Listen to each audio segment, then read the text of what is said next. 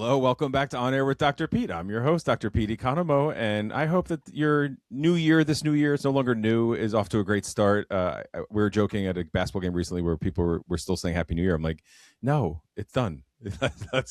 It's another day. Let's get into it inside. But I know it's busy. And one thing, as we talked about New Year's resolutions, I don't love them, but it's just, stick with some sort of behavioral change. And this is why you want to live in the now and make your intentions clear. But if you're the type to do, if you have an intention about being neater, or you just want to, that's okay too. So I just want you to ask yourself, what are you actually trying to make space for this year? And so with that question of mine, we have a amazing show today for you that listening at home. So whether it's been your goal to reorganize your life or simply get rid of excess clutter, our guest today will have amazing tips for you. This is Katie Koentje. She is the regional director for the NEAT Method, a professional organizing company. And we are thrilled to have you here. Welcome to the show, Katie. Thank you, Pete. Great to be here. So tell us a little bit about yourself. Okay. I am a busy mom of two boys and a business owner, and I'm currently the regional director for NEAT Method. Yeah. So I help manage and support half of our owners. We actually have 100 NEAT Method markets nationwide. Wow. So wherever you're listening from, there's probably a NEAT Method near you and someone that you can call on as a resource to help you. Yeah. I don't do much on my spare time other than shuffle my kids around, but I feel like you're an Uber. Exactly. I am an Uber. But because of that, I feel like being organized in just like the day-to-day life, it just is like interwoven into everything I do. And just, having those systems and efficiencies helps me. How many kids do you have? I have two boys. Oh, nice. Okay, cool. Yeah. So I couldn't handle more than that. I don't know how people do it. Well, I was one of three boys, so I could tell you that's probably why you developed the NEAT method. That might be part of it, because boys are not always that neat. Exactly. My boys have grown up with such like systems at our house that I kind of a couple years in was like, oh, maybe I should let things like not be so rigid here, and like they can have some fluidity in what they do in their rooms at least, so I don't have to see the clutter. Well, so how from 0 to 100, how much do you practice what you preach? Oh, like 100. For real? Well, okay, 90. Okay, yeah, that's real. I would say that I have always been really type A, and being organized and just having clear spaces has always been something like as a kid, I would stay in my room on a Friday night and like reorganize my room and make sure that everything was like color coded and all of that. So getting into professional organizing was very natural and organic for me in that way. But over time, I feel like I've gone from like a type A to a type B minus, and I definitely have areas that I let go of, and just like things that I'm like, okay, it doesn't have to be perfect. So my sister-in-law is like fangirling about this episode, and her name is Katie too, and she does some of this, and I always say, and I hope you don't get offended by this, but it is like the type A, but with her household, along with my brother, who will never listen to this episode, so it's fine. But she will. Like, I think what the beauty of it is, like, OCD can be really productive when it's constructive. And I'm not diagnosing anybody. I'm just saying, as somebody in recovery with OCD and perfectionism, I say I'm a recovering perfectionist. It is, but the chaos is helpful to have the NEAT. So tell people even about NEAT Method, though. Absolutely. And that's interesting too, because we do try to really make sure that, we aren't like clinically diagnosing anyone. We're like, we're perfectionists, and we kind of, try to reserve anything else for an actual doctor to, diagnose. But I love it, a little organizing. So NEAT Method is a luxury professional organizing brand. As I said, we're in 100 markets nationwide. Our owners, so all of our markets are, it's a female founded company. Currently, all of our markets are run by women. That isn't always the case. We have had male owners in the past. We have male team members on some of our teams as well, but definitely a lot of women power happening at NEAT Method. We come into people's homes. We always work in teams of 2 at least. And we really can organize any space. So we come in, we evaluate the space ahead of time, provide estimates, all of that good stuff. When we come in and really do the job, we are there until it is completed. So sometimes that takes a couple days in a row. The clients are not necessarily have to be hands-on. They're hands-on in decision-making of if we suggest things that they're going to toss or edit, we obviously get that approval first. But for the most part, they let us kind of do our thing and work our magic. So we pull everything out, we categorize, we suggest donation items, suggest items that should get tossed. Maybe we're relocating something to another area of the home.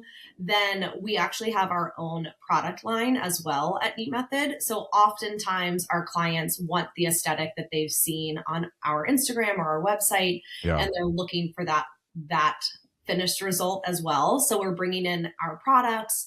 We're making sure that they're fitting their items, they're fitting their space. And a lot of times there's a misstep where people just go and buy a bunch of bins wherever they are. That's going to solve the problem. But I was just thinking that. So like product wise, like, are we talking like drawers that pull out? Like what would you, would have like drawer inserts. So something for your silverware to go into, or we have a really beautiful pantry line that has several different different colorways, different metals, natural fiber products. Nice. So for the pantry. So we would really be systematic in what we're bringing in. We're measuring the shelf that the items are going on, but we're also taking into account how large the category is, because we don't want to we're not just bringing a basket and saying, okay, whatever breakfast food you have has to fit in this basket. We're evaluating the category of breakfast first and then saying, okay,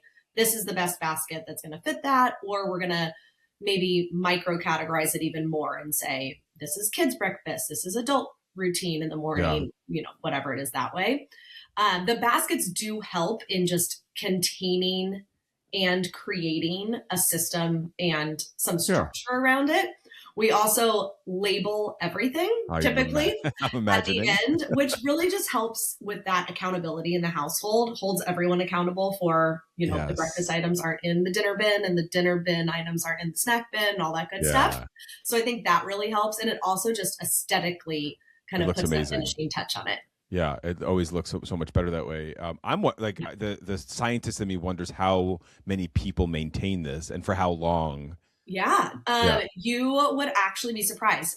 Most of our clients are really maintaining the spaces, which is actually evident in a lot of our clients are repeat clients in additional spaces. So oftentimes there's this like family buy-in of like, is this worth it? Is this going to work? This is, an investment. And then once we do a space, they see that they are able to maintain it. Then they're like, okay, that works. I need these systems in the next area of my home and the next area of my home. So you recently transitioned to regional director and provider. Prior to that, what was your role? So I was the owner of Neat Method in San Diego and in Orange County for April will be 13 years with Neat Method. What? So essentially for like 12 and a half years. Yeah. Wait, so how long has Neat been around then? So Neat was founded in 2010. 2010. So you're OG. OG, I know. Wow. OG. So it was founded in San Francisco. Our co-founders met kind of happenstance and both independently were interested in the organizing world. At that time when they launched the brand and when I joined the brand, it really was not a known concept. It was so new to the industry, wasn't established yet. I mean, Instagram and just like the visual of organizing was just kind of getting started there.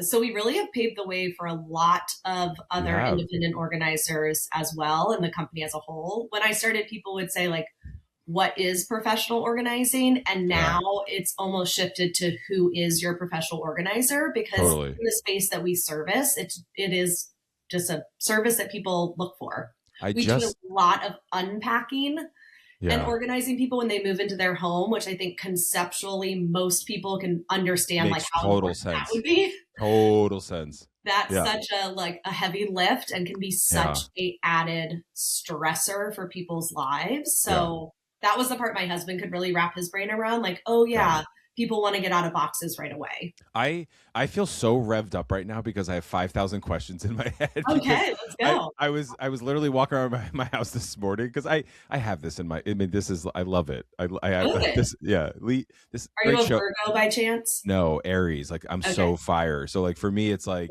so I literally today these words came out of my mouth because we're about to get the snowstorm, which we talked about before we started recording, and I was like, snowstorm Sunday, we are going into every room with bags and getting rid of stuff because I practice Zen now. And so I, as a recovering perfectionist and all the stuff that I mentioned at the beginning, and I love a little OCD, and, you know, all the high performers I work with have a little bit of OCD. You have to be obsessional about things, you know, to be successful, frankly. So now with Zen and minimalism, I don't want anything. Yeah. What do you think about this, Katie? There is not one. Every one of my bathrooms has a floating vanity now. Ooh, wow! That's a challenge. The cleanliness of that, just the line, like you see the floor, like nothing is going to be under that floor. Like in the living room, the where's TV, your hair gel? It's well the drawer. Oh, that has a drawer. Okay. Yeah. The floating vanities have like storage in them. Totally. Okay. You need something. No, I'm not. Like, come on, let's not get. I mean, you need toothbrush. Toothbrush, the toothpaste, the tongue scraper. I got all my wellness stuff. I got it all. Yeah, it's all there. But the idea of like just lines. But you're doing that for people. You're going in and you're giving people lines. Yeah, absolutely. And I mean, luckily, I didn't realize that it was such an innate talent that people just don't have. Like so many people just don't see it. They don't know where to start. They get overwhelmed by the process. So I think having someone come in and like do that process for them, then once it is done and the systems and the structure is in place, they are able to maintain it once they have that big bulk of the work done for them.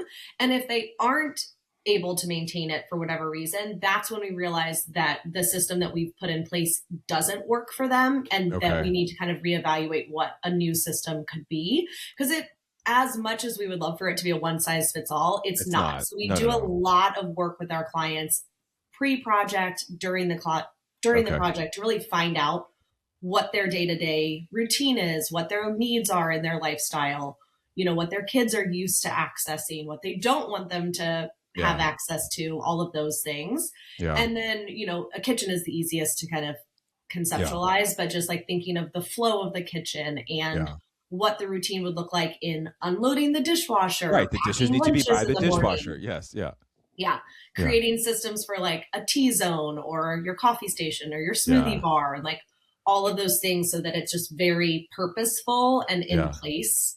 Have people ever tried to return? Like this is not typically, no. I mean, there will sometimes be a like, oh, this one thing isn't working, or my kid keeps dropping this basket or whatever. But no, not typically. I mean, this is just the thought I have because, like, I know people are challenging to work with. People just, people in general, and this is like. So the other thought that comes to mind is the emotional connection that people have to things. So your work, how much of it is creating systems versus emotional attachment to things? I mean, it's really dependent. Every client is so different, but we definitely get those clients that are, and every space is different. Like people might have less attachment in their kitchen than their closet, but sometimes a kitchen is a place where people have heirlooms, or they have something that someone gave them. They feel like, oh, I have to keep this because this person gifted this to me, or they're going to come over for a dinner party and I have to pull out this bowl that I actually I mean, how ridiculous. Everyone that hears that, listen to that. Like, that's ridiculous. Yeah. But we've all said it. Yes. Or, all the parents that are holding on to all this stuff to like give to their kids one day. They don't want it. Trust me, your kids don't want it. Like, maybe we can limit this to one bin, etc. Oh my God. That's what I say. One box. That's it. One box of memorabilia. One box. That's what we would definitely try to do. So, I mean, there is an emotional pull. We really do try to like encourage our clients. We're not going to force them to get rid of things that they're not comfortable with. Yeah. But that is part of the evaluation process, is like, okay, are we going to be getting rid of a lot, or are we going to have to like really get creative and keep everything that this person has in this space and just kind of put it in order of priority? And obviously, harder to reach storage areas or upper storage areas Yeah. are what we would put those items that they're using less. And we use that prime real estate for Yeah. their really true everyday items. And then, over time, people start to be more open to the concept of getting rid of things. I mean, I love the aesthetic of it. And so another thing I love that I found on social media, which I don't spend a lot of time on social media, but people that go into like hoarded homes and then clean and like see. No, we definitely don't do that. I know. But have you seen those though? Oh yeah. Okay. Yeah. Does it do anything for you? Like, do you get excited by that too a little bit? I mean, no. I mean, with the app, with the end result, yes. I just don't want to like touch any of that. They have to put hazmat suits on. I mean, it's wild. I mean, that's obviously much more of like a mental health situation than someone who just wants to have like their systems and processes in their house and have it look beautiful at the same time. It does make me think that you have had to work. So let me rephrase that, because I know, like, you've never gone into like a hoarded home. I have gone into a consultation where I was like, oh, this is more of a hoarding situation. Yeah. And at that point, I actually have resources and local organizers who deal with that clientele, because it is just such a different barrier. There's a different barrier to entry there with like what they need to work through. So I would put, most of our markets would, just because that's not what we're trained or specialize in, they would point that to a true professional. I love that. It's always, you got to work as a team. And you guys work as a team. There's always two of you that go into one project. I heard that. It's just so much helpful. It's helpful for efficiency purposes, bouncing ideas off each other. You know, everyone has different strengths in the organizing world. I'm not the best folder in the company. So hire to your weaknesses, right? I hate folding. Anyway, so tell me more about the theory of removing the obstacles to make the goals possible of organizing. Yeah. So, I mean, I think at the end of the day, like the functions or like this efficiency in your home is so important. Yeah. So removing all of the excess clutter and the things that you just don't need, and really thinking systematically of like, how am I using this space? How is this space working for me? Just like getting out the door in the morning, like having an area designated for, whatever that looks like. That's your keys, the last minute toothbrush or comb for your kids' hair, or your lunch bags and all of those things. Like just really getting rid of the things that aren't serving you in that space and making room for the things that you need to access in such an efficient way, I think is really important. Even in like, I know we've talked a lot about your like a kitchen space, just because everyone has a kitchen. It's kind of that heart of the home. Totally. We always recommend our clients, if they're interested in several spaces in their home, if kitchen's one of them, we love to start there. Yeah. I always say too, like your very best friend could never ever see your closet or bathroom, but they are absolutely seeing your kitchen. And it's just like one of those spaces you can't avoid. Like you're in it, everyone in your family's using it. So for that to be organized as like the first space is ideal. But even in your closet, like if you have all of your jeans in 3 different spaces, then like your morning is so stressful. You don't know what you're grabbing. You're keeping things that don't fit you anymore. Like that doesn't feel good to like pull on a pair of pants and be like, wait, what? Yeah. That was 3 sizes ago or whatever. You're like, get rid of them. Even if you don't want to like get rid of them because you might use it as a goal to like get back into them, like remove them from this space so that you're not seeing them and they're not taking up that prime real estate. So I'm going to ask you for like 3 practical, easy steps to get started in cleaning. But like to set that up, it's obviously because it's a new year, and so people probably, I'm if you look at like the spikes of when your guys are hired, I'm wondering. So I'm wondering when that happens. Is it the new year? And 2, so I'm putting 3 questions into one. I'm sorry. Okay. And then like you're with it. I don't know. I'll help. I probably won't either. So who cares? But also I'm wondering, like, how many times should people do this, like per year, like to reflect on what their stuff is? Yeah. So 3 practical steps. When does people usually do it? And what's your recommendation for how often people should do it? I mean, people should do it every single day. Like you should really throw something every day. Donate something every day. Honestly, the beginning of the year typically can be obviously a time where people are setting these intentions. I still feel like it takes a little bit of time because everyone is just in this craze of like this mad dash from the holidays. And then we're all like, wait, I have to figure out like a resolution or reset my life for the year, and maybe I'm not drinking now either. So I really, like, who knows? Dry January. Tune in for that episode. Right. The fall, I actually think, is our busiest time of year. And I think that's because, like, kids are going back to school and they've run amok all summer. And they're like, okay, now we really need to get these systems in place for like a really good school year. So the fall actually is one of our busiest times. And then obviously this like New Year time frame, we see a lot of moves and relocations happening in the spring. So that is also a busy time of year for us. But honestly, we would say too, like, once someone comes in and you do the organizing, first of all, my first tip is just to start. Like, just start somewhere. Start small, open up one drawer. You probably, everyone listening has a quote unquote junk drawer. Everybody. We at Neat Method call that a useful drawer. So we want to turn that drawer into things that are actually needed and that you need to access in your, kitchen. It's oftentimes becomes like a really big drawer. So I would say also challenge yourself to move that to the smallest drawer in your kitchen, not the largest. Beautiful. That large drawer can be really useful for probably a bunch of other kitchen gadgets and things that are overcrowded right now anyways. Keeping the idea of eliminating things that you're not using and that you can donate and get rid of in general. So we oftentimes will give clients a donate bin that is empty in their like kids' closets, their closet. Maybe it's near in your laundry room. And just anything that you see, you're like, I am not using this. I am never going to use this. This got gifted to me and I don't want it. Put it in the donation bin. And once those bins get, a few items in them, you can just get one bag and take that to donate or do a donation pickup or something, so that it's not just sitting and living in the space and every day you see it and you're like, I don't need that. You're just moving it to that donation bin. Moving stuff around. Do you like cabinets or drawers? Oh, that's so tough.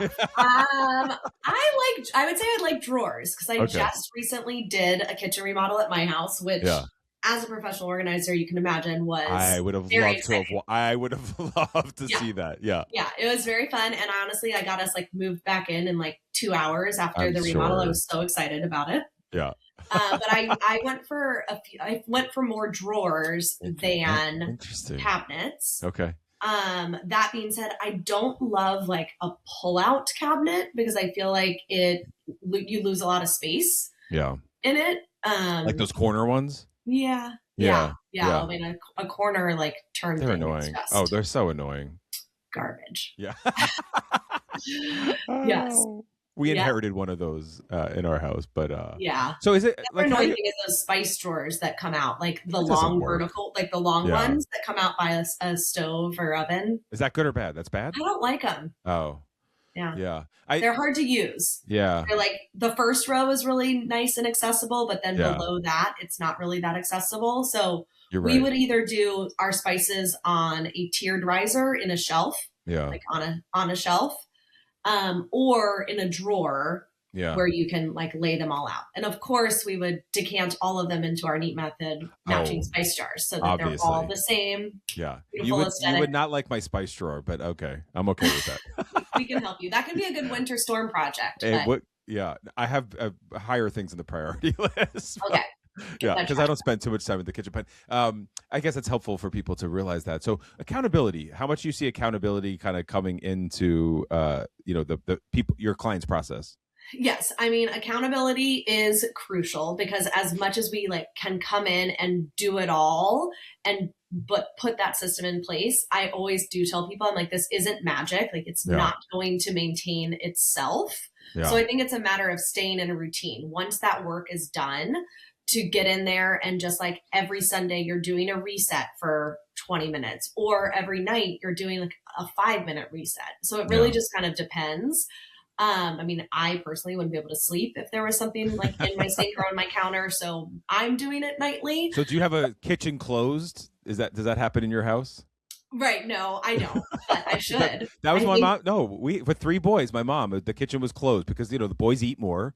I mean, it's wild. My oldest son will sit down to watch, like we watch shows as a family every night. Love it. And he eats so much food between that 1 hour that has just followed dinner. Yeah. And my husband and I are like, you can go to the pantry but before 7 p.m. Like, what is happening? Yeah, and you can eat more. Well, he's probably growing. Yes. This is what happens. It's why boys. Boys, that's why they just eat a lot. How have you seen this clutter kind of affect people's well-being or just your own experience? And then I'm going to add a second part to the question, because how were you during your kitchen remodel? Like, no, that's a good question. I mean, we do the resounding feedback after people work with Meat Method is that they just like feel this weight lifted. They're so thankful. They're so appreciative of it. Yeah. It's oftentimes things, I mean, we've been told that like we've saved marriages and they couldn't have done this without us. And a lot of it is true. I mean, we come in there and we really like our head down and get the job done. And a lot of people come to us, they're busy working professionals. They have, kids and families, and there's a lot of maybe other service providers, nannies and other help in their home.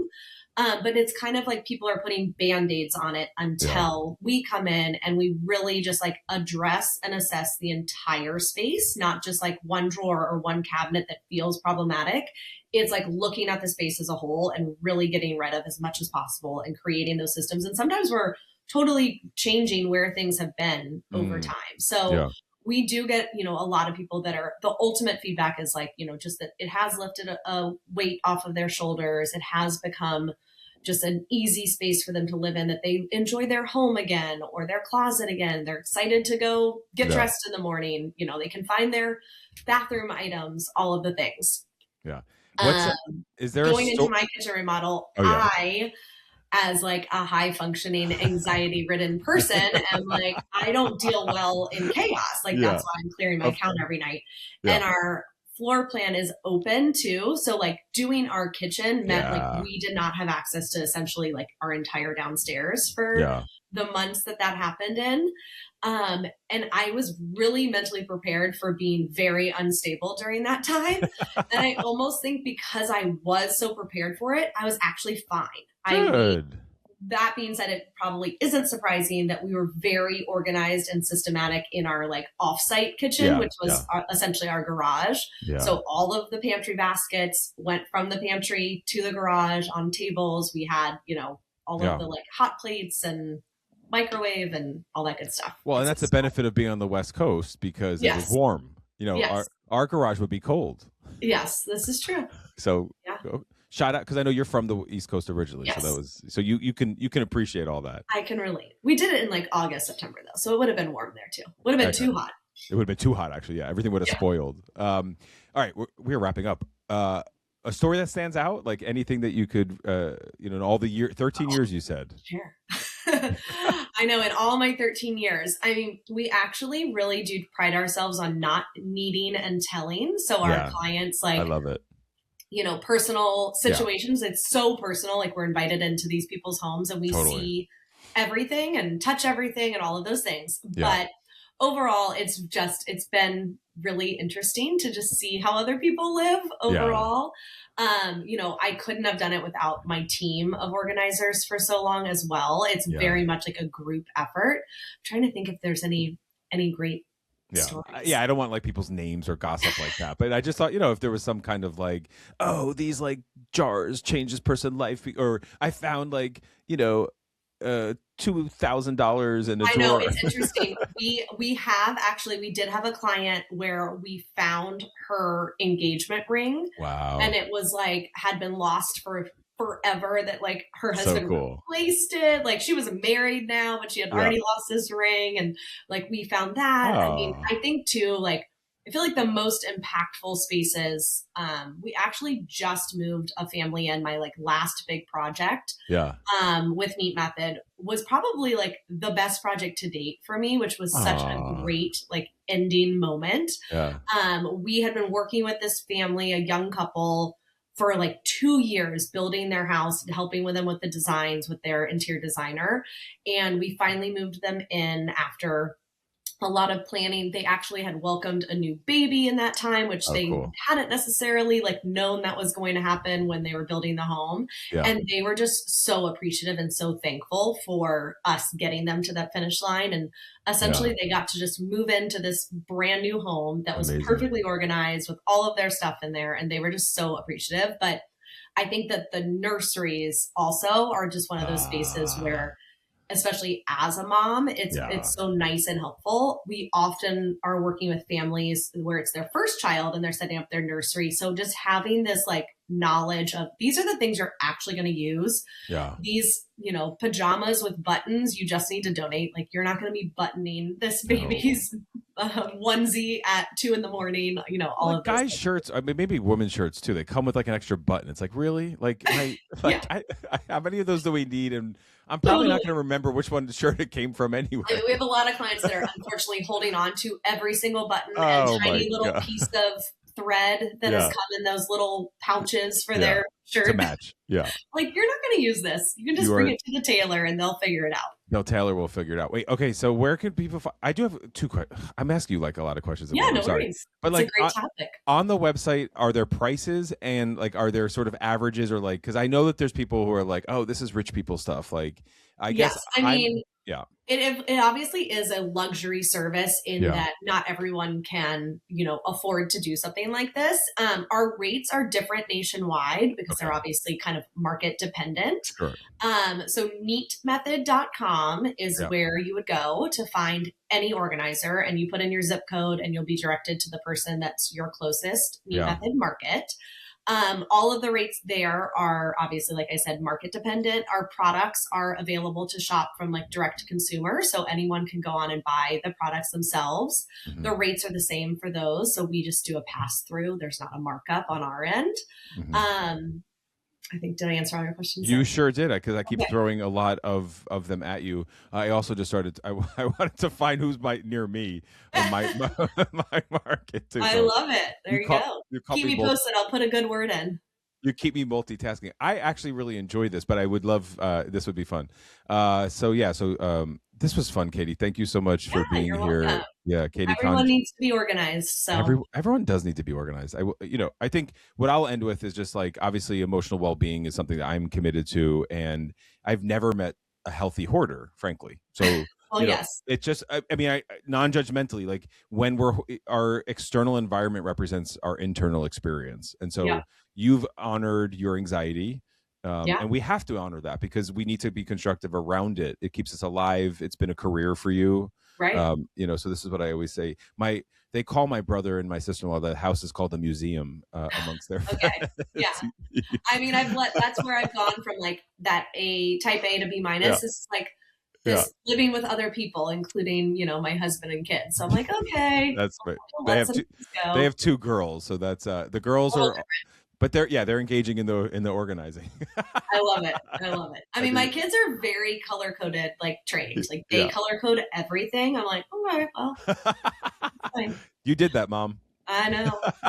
I'm proud of it. Embrace it. Well, Katie, thank you so much for being here. I really appreciate it. Thank you. Yeah. And for you listening at home, thank you for being there. I'm excited to reorganize this weekend. I am motivated. I hope you are too, listening to this, so you can declutter your life. So we'll see you all back here next week. Until then, spread a little kindness and stay well.